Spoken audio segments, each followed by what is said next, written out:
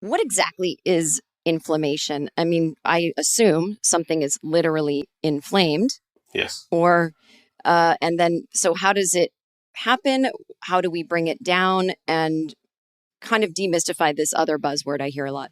Totally. So inflammation is our body's response to trauma and stress within different ways. And there's four different types of stressors that can trigger inflammatory responses.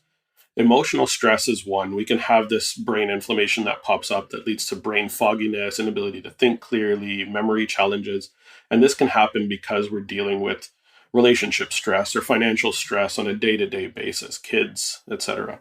A really rough night with my kids last night. So You're it's like raw in kids my head anyway. right now.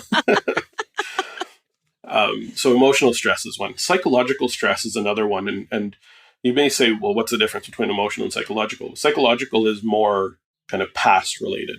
What are the challenges that we experienced potentially as a child, potentially as we were growing up, that created the scratches on the lens through which we see the world, right?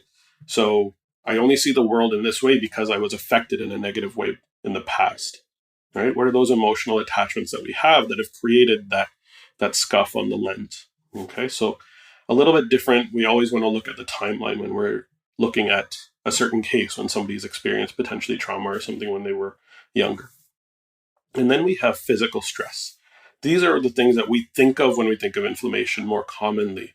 We're thinking about a car accident and we've hurt ourselves, we've whiplash, etc. And now we have to send all of these cells to this area to help repair the damage. And that's what inflammation is initially. In the acute sense, inflammation is sending these cells to an area that's damaged to help support repair of it. Inflammation is a good thing in an acute scenario. When that inflammation can't be controlled is when it becomes a bad thing. And so the physical sense is like, let's think of a bruise on our arm.